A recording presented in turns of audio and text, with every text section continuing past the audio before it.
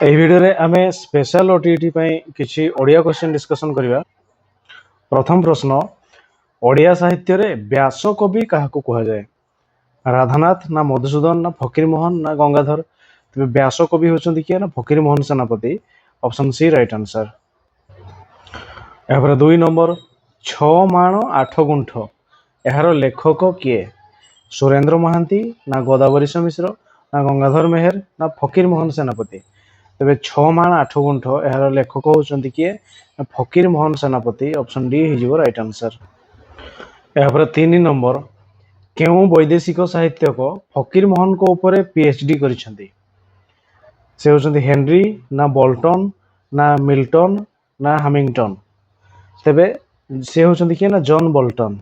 John Bolton, ଯିଏକି ଫକୀରମୋହନଙ୍କ ଉପରେ ଗବେଷଣା କରି ଡକ୍ଟରେଟ୍ ପାଇଛନ୍ତି ଆଉ ଫକୀରମୋହନଙ୍କ ଆତ୍ମରଚିତ ଇଂରାଜୀ ଅନୁବାଦ କରି ସେ ଆନ୍ତର୍ଜାତିକ ସ୍ତରରେ ପହଞ୍ଚାଇବାକୁ ଉଦ୍ୟମ କରିଛନ୍ତି। ସେ ହେଉଛନ୍ତି କିଏ? ନା ଜନ୍ ବୋଲ୍ଟନ୍। ଅପସନ୍ ବି ହେଇଯିବ ରାଇଟ୍ ଆନ୍ସର। ଏହାପରେ 4 ନମ୍ବର, ଫକୀରମୋହନଙ୍କର କେଉଁ ଗଳ୍ପ ନାରୀ ଶିକ୍ଷା ଉପରେ ଆଲୋକପାତ କରିଛି? ସଭ୍ୟ ଜମିଦାର ନା ଡାକ ମୁନ୍ସି ନା ରେବତୀ ନା ଗାରୁଡି ମନ୍ତ୍ର? ନାରୀ ଶିକ୍ଷା ଉପରେ ଆଲୋକପାତ କରିଥିବା ଗଳ୍ପ ହେଉଛି କ'ଣ? ନା ରେବତୀ। ଅପସନ୍ ସି ହେଇଯିବ ରାଇଟ୍ ଆନ୍ସର। ଏହାପରେ 5 ନମ୍ବର, ଫକୀରମୋହନ ଜଣେ ନିରୁତା ଓଡ଼ିଆ କବି ବୋଲି କାହିଁକି କୁହାଯାଏ? ସେ ଓଡ଼ିଆରେ ଲେଖିଛନ୍ତି ନା ସେ ଓଡ଼ିଆ ଭାଷା ଛଡ଼ା ଆଉ କିଛି ଭାଷା ଜାଣିନଥିଲେ ନା ତାଙ୍କ ଲେଖା ଓଡ଼ିଆ ଜନଜୀବନର ପ୍ରତିଫଳିତ ହେଉଥିଲା ନା ସେ ଓଡ଼ିଆ ଭାଷାରୁ କେବଳ ଶବ୍ଦ ଚୟନ ଓ ଓଡ଼ିଆ ସମାଜରୁ ଚରିତ୍ର ଗ୍ରହଣ କରିଛନ୍ତି? ତେବେ ତାର ରାଇଟ୍ ଆନ୍ସର ହେଇଯିବ କ'ଣ? ନା ସେ ଓଡ଼ିଆ ଭାଷାରୁ କେବଳ ଶବ୍ଦ ଚୟନ ଓ ଓଡ଼ିଆ ସମାଜରୁ ଚରିତ୍ର ଗ୍ରହଣ କରିକି ନେଇଛନ୍ତି ଏବଂ ଗଳ୍ପ ଗୁଡ଼ିକ ଲେଖିଛନ୍ତି। ତେଣୁ ଏଇ ଅପସନ୍ ଡି ହେଇଯିବ ରାଇଟ୍ ଆନ୍ସର। ଏହାପରେ 6 ନମ୍ବର, ଫକୀରମୋହନ କେଉଁ ବୃତ୍ତି ଗ୍ରହଣ କରି ଓଡ଼ିଶାର ବିଭିନ୍ନ ସ୍ଥାନ ଦେଖିବାର ସୁଯୋଗ ପାଇଥିଲେ? ମୁଖ୍ୟମନ୍ତ୍ରୀ ନା ସେନାପତି ନା ଦେୱାନ ନା ଅଫିସର? ତେବେ ସେ ଦେୱାନ ଭାବରେ ନିଯୁକ୍ତ ପାଇ ସେ ଓଡ଼ିଶାର ବିଭିନ୍ନ ସ୍ଥାନ ଦେଖିବାର ସୁଯୋଗ ପାଇଥିଲେ। ତେଣୁ ଏଇ ଅପସନ୍ ସି ହେଇଯିବ ରାଇଟ୍ ଆନ୍ସର। ଏହାପରେ 7 ନମ୍ବର, ଫକୀରମୋହନ କେତୋଟି ଉପନ୍ୟାସ ଲେଖିଥିଲେ?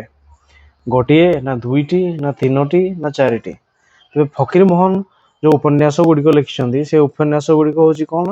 ନା ଗୋଟେ ହେଉଛି ଛଅ ମାଣ ଆଠ ଗୁଣ୍ଠ, ଆଉ ଗୋଟେ ହେଉଛି ପ୍ରାୟଶ୍ଚିତ ଗୋଟେ, ତାପରେ ମାମୁଁ ଆଉ ଗୋଟେ ଲଛମା, ଆଉ ଗୋଟେ ହେଉଛି ଲଛମା। ଏମିତି 4ଟି ସେ ଉପନ୍ୟାସ ଲେଖିଛନ୍ତି। ଅପସନ୍ ଡି ହେଇଯିବ ରାଇଟ୍ ଆନ୍ସର। 8 ନମ୍ବର, ଫକୀରମୋହନ କେତୋଟି କ୍ଷୁଦ୍ର ଗଳ୍ପ ଲେଖିଥିଲେ? 10ଟି ନା 12ଟି ନା 21ଟି ନା 20ଟି? କ୍ଷୁଦ୍ର ଗଳ୍ପ ତେବେ କେତୋଟି କରିଥିଲେ? ନା 20ଟି। କେତେ? 20ଟି କ୍ଷୁଦ୍ର ଗଳ୍ପ ସେ ଲେଖିଥିଲେ। ସେଥିମଧ୍ୟରୁ ପ୍ରଥମ କ୍ଷୁଦ୍ର ଗଳ୍ପ ହେଉଛି ତାଙ୍କର କ'ଣ? ନା ରେବତୀ। ସେ ହେଉଛି କ'ଣ? ନା ରେବତୀ ତାଙ୍କର ପ୍ରଥମ କ୍ଷୁଦ୍ର ଗଳ୍ପ। ଆଉ ଯେତେ ସବୁ ଗଳ୍ପ ଗୁଡ଼ିକ ରହିଛି ସେଗୁଡ଼ା ସବୁ ତାଙ୍କର ଗଳ୍ପ ସ୍ୱଳ୍ପ ପୁସ୍ତକରେ ରହିଛି। କ'ଣ? ନା ଗଳ୍ପ ସ୍ୱଳ୍ପ ପୁସ୍ତକରେ ସେଇ ଗଳ୍ପ ଗୁଡ଼ିକ ସବୁ ରହିଛି। ତେବେ 20ଟି ଗଳ୍ପ ସେ ରଚନା କରିଛନ୍ତି। ରେବତୀ ହେଉଛି ତାଙ୍କର ପ୍ରଥମ ଗଳ୍ପ। ଆଉ ସବୁ ଗଳ୍ପ ଗୁଡ଼ିକ ଗଳ୍ପ ସ୍ୱଳ୍ପ ପୁସ୍ତକରେ ସେଗୁଡ଼ା ପ୍ରକାଶିତ। ତେଣୁ 8 ନମ୍ବର ପାଇଁ ଅପସନ୍ ଡି ହେଇଯିବ ରାଇଟ୍ ଆନ୍ସର। ଏହାପରେ 9 ନମ୍ବର, ଅବସର ବାସରେ ଏହାର କବି କିଏ? ସୀତାକାନ୍ତ ନା କମଳାକାନ୍ତ ନା ଅଖିଳ ମୋହନ ନା ଫକୀରମୋହନ? ତେବେ ଅବସର ବାସରେ ଏହାର କବି, ତେବେ ଏଇ କବିତାଟିର କବି ହେଉଛନ୍ତି କିଏ? ନା ଫକୀରମୋହନ। ତେବେ ତାଙ୍କର ଅବସର ବାସରେ ଆଉ ଗୋଟେ ଥିଲା କ'ଣ? ନା ପୁଷ୍ପାଞ୍ଜଳି ଏବଂ ଉପହାର। ଏମିତି ତେବେ ପ୍ରଧାନ କବିତା ଗୁଡ଼ିକ ରହିଛି। ଅବସର ବାସରେ ଗୋଟେ, ତାପରେ ରହିଛି ପୁଷ୍ପାଞ୍ଜଳି, ଆଉ ଗୋଟେ ହେଉଛି ଉପହାର। ଏମିତି ଏଗୁଡ଼ା ସବୁ ତେବେ ମେନ୍ କବିତା ଗୁଡ଼ିକ ରହିଛି। ଏହାପରେ ସେ ବୁଦ୍ଧଙ୍କ ଜୀବନୀ ଉପରେ ଆଧାରିତ ଗୋଟେ କାବ୍ୟ ଗୋଟେ, ସେ ପୁରା ସମ୍ପୂର୍ଣ୍ଣ କାବ୍ୟଟେ ଲେଖିଛନ୍ତି। ସେଟା ହେଉଛି ବୌଦ୍ଧାବତାର। କ'ଣ? ନା ବୌଦ୍ଧାବତାର। ତେବେ ଏମିତି ସେ କବିତା ଗୁଡ଼ିକ ରଚନା କରିଛନ୍ତି। ତେବେ ଏଇ ପ୍ରଶ୍ନ ଥିଲା ଅବସର ବାସରେ, ଏହାର କବି ହେଉଛନ୍ତି କିଏ? ନା Fakir Mohan. Option D right answer. ଏହାପରେ 10 ନମ୍ବର, ଜନ୍ ବୋଲ୍ଟନ୍ ଫକୀରମୋହନଙ୍କର କେଉଁ ପୁସ୍ତକକୁ ଇଂରାଜୀରେ ଅନୁବାଦ କରିଛନ୍ତି? 6 ମାଣ ଆଠ ଗୁଣ୍ଠ ନା ପ୍ରାୟଶ୍ଚିତ ନା ଆତ୍ମଚରିତ ନା ଲଛମା? ତେବେ ଜନ୍ ବୋଲ୍ଟନ୍ ତେବେ ଫକୀରମୋହନଙ୍କର କେଉଁ ପୁସ୍ତକକୁ ଇଂରାଜୀରେ ଅନୁବାଦ କରିଛନ୍ତି? ସେଟା ହେଉଛି ଆତ୍ମଚରିତ। ଆତ୍ମଚରିତ ତାଙ୍କ ଜୀବନୀ ଉପରେ ସେ ରିସର୍ଚ୍ଚ କରିଛନ୍ତି ଏବଂ ଡକ୍ଟରେଟ୍ ପାଇଛନ୍ତି। ଅପସନ୍ ସି ହେଇଯିବ ରାଇଟ୍ ଆନ୍ସର।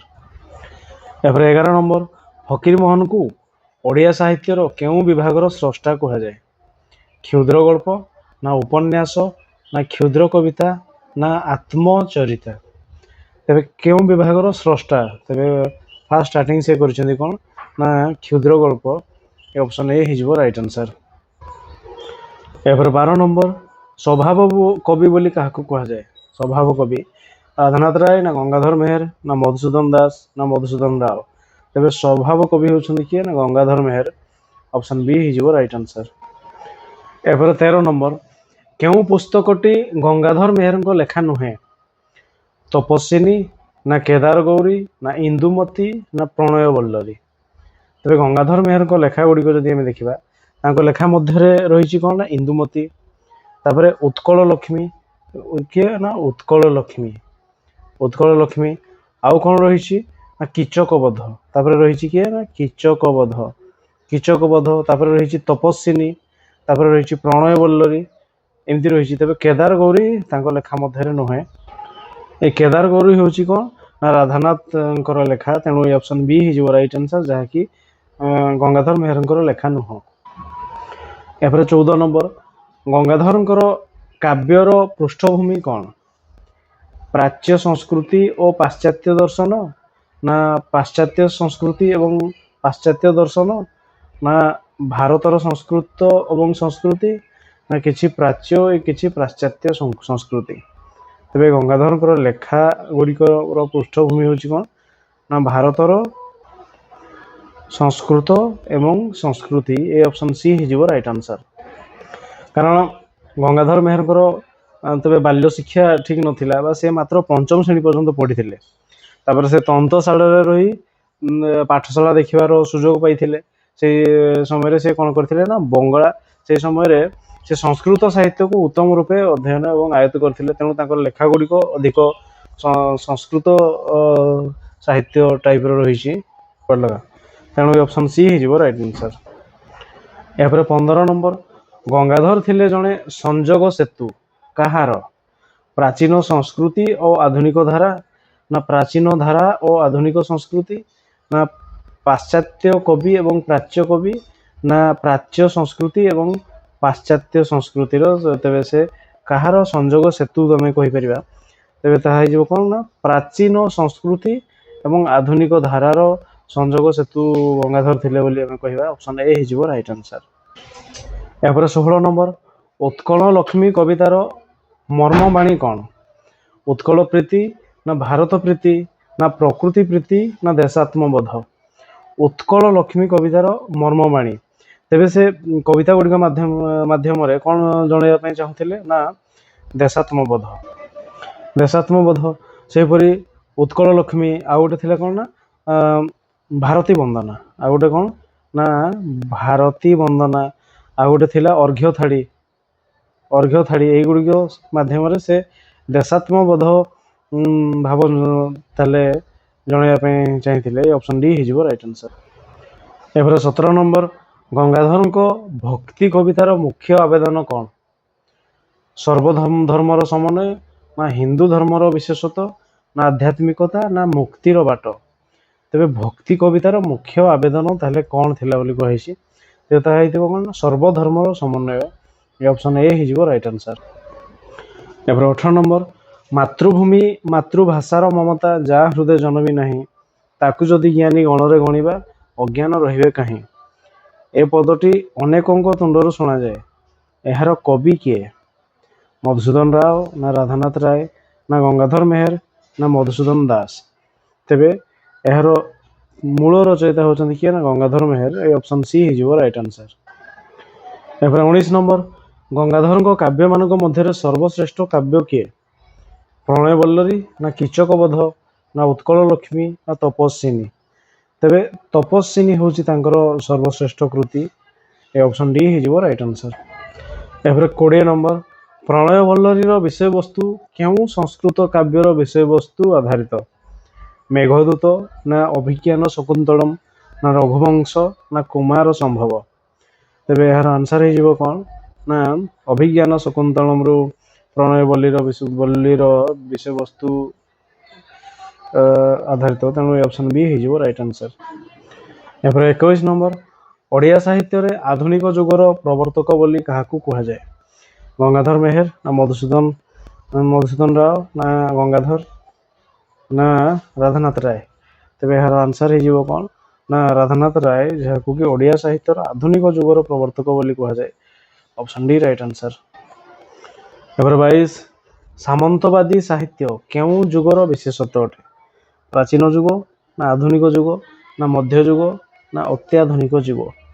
ତେବେ ଏହାର ଆନ୍ସର ହେଇଯିବ କ'ଣ ନା ମଧ୍ୟଯୁଗ। ସାମନ୍ତବାଦୀ ସାହିତ୍ୟ ମଧ୍ୟଯୁଗର ବିଶେଷତ୍ୱ। Option C right answer.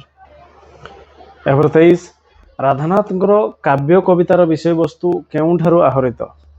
ଦେଶୀୟ ସାହିତ୍ୟରୁ ନା ଦେଶୀୟ ସମାଜରୁ ନା ବିଦେଶୀ ସାହିତ୍ୟରୁ ନା ବଙ୍ଗଳା ସାହିତ୍ୟରୁ। ତେବେ ରାଧାନାଥଙ୍କର କାବ୍ୟ ସାହିତ୍ୟର ବିଷୟବସ୍ତୁ ବିଦେଶୀ ସାହିତ୍ୟରୁ ଆହରିତ, ତେଣୁ ଅପସନ୍ ସି ହେଇଯିବ ରାଇଟ୍ ଆନ୍ସର। ଏପରେ 24 ନମ୍ବର, କେଉଁ କାବ୍ୟଟି ରାଧାନାଥଙ୍କର ରଚନା ନୁହେଁ? ପ୍ରଣୟ ବଲ୍ଲରୀ ନା କେଦାର ଗୌରୀ ନା ଚିଲିକା ନା ଚନ୍ଦ୍ରଭାଗା। ତେବେ ରାଧାନାଥଙ୍କର କାବ୍ୟ ଗୁଡ଼ିକ ଯଦି ଦେଖିବା, ତେବେ ତାଙ୍କ କାବ୍ୟ ମଧ୍ୟରେ ରହିଛି କେଦାର ଗୌରୀ, ଚନ୍ଦ୍ରଭାଗା, ତାପରେ ରହିଛି କ'ଣ ନା ନନ୍ଦିକେଶରୀ, ତାପରେ ଉଷା ପାର୍ବତୀ, ତାପରେ ରହିଲା କ'ଣ ନା ଚିଲିକା, ତାପରେ ମହାଯାତ୍ରା ଏବଂ କିଛି ଗୋଟେ ବ୍ୟଙ୍ଗ କବିତା ରହିଛି କ'ଣ ନା ଦରବାର। ଏଗୁଡ଼ା ସବୁ ତାଙ୍କର ରଚନା। କିନ୍ତୁ ପ୍ରଣୟ ବଲ୍ଲରୀ ନୁହଁ। ପ୍ରଣୟ ବଲ୍ଲରୀ ହେଉଛି କାହାର ନା ଗଙ୍ଗାଧର ମେହେରଙ୍କର ରଚନା, ତେଣୁ ରାଧାନାଥଙ୍କର ନୁହଁ। ଅପସନ୍ ଏ ହେଇଯିବ ରାଇଟ୍ ଆନ୍ସର। ଏପରେ 25 ନମ୍ବର, ରାଧାନାଥ କେଉଁ ପଦବୀ ବଳରେ ଓଡ଼ିଶାକୁ ବୁଲି ଦେଖିବାର ସୁଯୋଗ ପାଇଥିଲେ? ଦେୱାନ ରୂପେ ନା ବକ୍ତା ରୂପେ ନା ପରିଦର୍ଶକ ରୂପେ ନା କବି ରୂପେ। ତେବେ ଏହାର ଆନ୍ସର ହେଇଯିବ କ'ଣ ନା ପରିଦର୍ଶକ ରୂପେ। ଅପସନ୍ ସି ହେଇଯିବ ରାଇଟ୍ ଆନ୍ସର। ଏହାପରେ 26 ନମ୍ବର, ରାଧାନାଥଙ୍କର ଅବସରକାଳୀନ ଜୀବନ ଦୁଃଖରେ କଟିଥିଲା, ତାର କାରଣ କ'ଣ? ପାରିବାରିକ ଚିନ୍ତା ତାଙ୍କୁ ଘେରିଥିଲା ନା ଲେଖା ପାଇଁ ବିରୋଧୀ କବିମାନଙ୍କ ଦ୍ୱାରା ସମାଲୋଚିତ ହୋଇଥିଲେ ନା ଅର୍ଥ ଅଭାବ ତାଙ୍କୁ ବାଧିଥିଲା ନା ଚାକିରି ଜୀବନକୁ ମନେ ପକାଉଥିଲେ। ତେବେ ଏହାର ଆନ୍ସର ହେଇଯିବ କ'ଣ ନା ସେ ତାଙ୍କ ଲେଖା ପାଇଁ ବିରୋଧୀ କବିମାନଙ୍କ ଦ୍ୱାରା ସେ ସମାଲୋଚିତ ହୋଇଥିଲେ, ତେଣୁ ଏ ଅପସନ୍ ବି ହେଇଯିବ ରାଇଟ୍ ଆନ୍ସର। ଏହାପରେ 27, ରାଧାନାଥଙ୍କର ସର୍ବଶ୍ରେଷ୍ଠ କୃତି କିଏ? ଚନ୍ଦ୍ରଭାଗା ନା ଉଷା ନା ନନ୍ଦିକେଶରୀ ନା ମହାଯାତ୍ରା।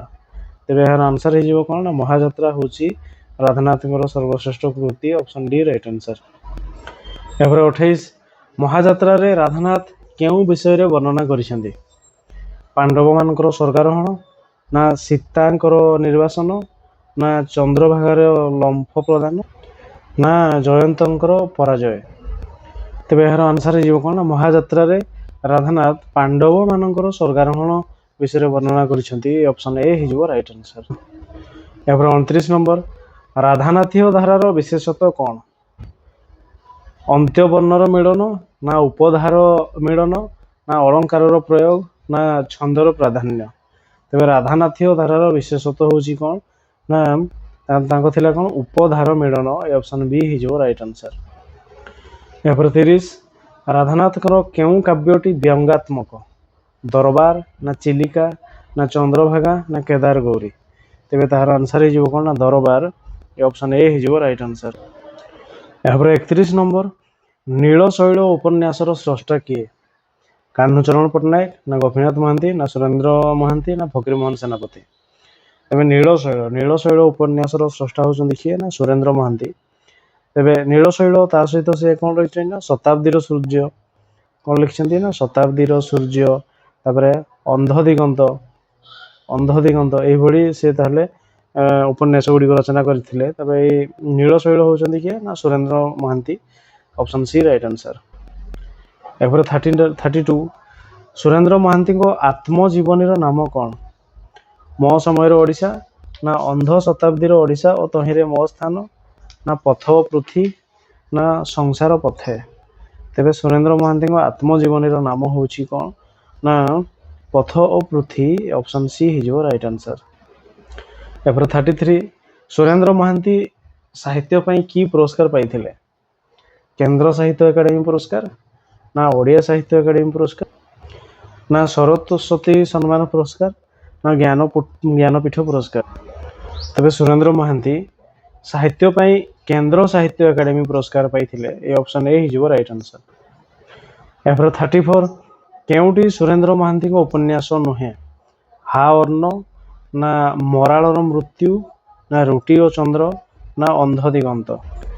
तबे सुरेंद्र महांती को उपन्यास गुड़िक जब देखा उपन्यास मध्य रही कि ना नीलशैल, शताब्दीर सूर्य, आ गोटे हूँ अंध दिगंत। तापर गल्प गुड़िक मध्य जब देखा गल्प गुड़िक मध्य देखा महानगरीर रात्रि, कौन ना महानगरीर रात्रि, तापर रहा कृष्णचूड़ा आउ रुटी और चंद्र, तापर रहा कौन ना रुटी और चंद्र, तापर धूसर गलाप, आउ किए रहिबो ना धूसर गलाप, तापर रही मराळर मृत्यु, आउ क्यालकाटा, तापर रही कौन ना क्यालकाटा, आउ दुई सीमांत एगुड़ा सब गल्प रही, किंतु से हा अन्न नाही, तेणु ऑप्शन ए हा अन्न हो राइट आंसर। एपर 35 केउ उपन्यासटी गोपीनाथ महांती को उपन्यास नुहे? अमृतर संतान, ना परजा, ना माटी मटाल, ना अदेखा हाथ। तेबे उपन्यास गुड़िक जदि देखा तेबे तांकर दादी बुढ़ा, कौन ना दादी बुढ़ा, तापर गोटे अच्छी परजा, तापर अमृतर संतान एवं शिव भाई, कौन ना शिव भाई, अपहंच एगुड़ा सब आदिवासी जीवनधारा उपरे आधारित उपन्यास। तापर आ गोटे रही कौन ना हरिजन, तापर राहुर छाया, कौन ना राहुर छाया, दाना पानी, तापर कौन अच्छी दाना पानी, माटी मटाल तापर रही आकाश सुंदरी, कौन ना आकाश सुंदरी, बुंदाए पानी, एगुड़ा सब रही सामाजिक जीवन धर्मी उपन्यास। तापर गल्प मध्य जब देखा घास फूल, गोटे अच्छी घास फूल, उड़ंता खई, गुप्त गंगा, एगुड़ा सब रही गल्प। तेरे इतिमध्य अदेखा हाथ हूँ गोपीनाथ महांती उपन्यास मध्य नुहे, तेणु ऑप्शन डी हो राइट आंसर। एपर 36 चाकिरिया जीवन कहानी गोपीनाथ महांती केउ उपन्यास रे अछि? माटी मटाल, ना परजा, ना दाना पानी, ना अमृतर संतान। तेज चाकिरिया जीवन कहानी गोपीनाथ महांती ये दाना पानी उपन्यास रही, ऑप्शन सी हो राइट आंसर। एपर 37 गोपीनाथ महांती उत्कलमणि गोपबंधु पुस्तकटी बेस मनछुआ होइछि कहीं? गोपबंधु जीवनी अच्छी, ना गोपबंधु जीवन विभिन्न दिग अच्छी, ना गोपबंधु सेवक मुखर सरल भाषा अच्छी, ना सुंदर वर्णना शैली अच्छी। तेबे गोपीनाथ महांती उत्कलमणि गोपबंधु पुस्तकटी बेस मनछुआ होइछि, यार कारण हो कौन ना गोपबंधु सेवक मुखर सरल भाषा वर्णना कराई, ऑप्शन सी हो राइट आंसर। एपर 38 ओडिशार केउ लेखक प्रथमे ज्ञानपीठ पुरस्कार पाइथिले? प्रतिभा राय, ना सीताकांत महापात्र, ना रमाकांत, ना गोपीनाथ महांती। तेबे यार आंसर हो कौन ना गोपीनाथ महांती, जे कि ओडिशार लेखक और ज्ञानपीठ पुरस्कार पाइथिले, ऑप्शन डी राइट आंसर। यहाँ 39 गोपीनाथ महांती केउ उपन्यास ज्ञानपीठ पुरस्कार पाइथिला? दानापाणी, ना परजा, ना माटी मटाल, ना मन गहिरर चाष। तेबे यार आंसर हो कौन ना माटी मटाल। ए माटी मटाल उपन्यासटी ज्ञानपीठ पुरस्कार पाइथिला, ऑप्शन सी राइट आंसर। यहाँ 40 नंबर अमृतर संतान केउ धर्मी उपन्यास? पुराण धर्मी, ना विज्ञान धर्मी, ना शहरी सभ्यता धर्मी, ना आदिवासी धर्मी। तेबे अमृतर संतान केउ धर्मी उपन्यास? तेबे यार आंसर हो कौन ना आदिवासी धर्मी, ऑप्शन डी हो राइट आंसर। यहाँ 41 बौद्ध साहित्य को आधार करी किए बहुत गल्प रचना करिसेंती? कान्हूचरण महांती, ना सुरेंद्र महांती, ना गोपीनाथ महांती, ना बीणापाणी महांती।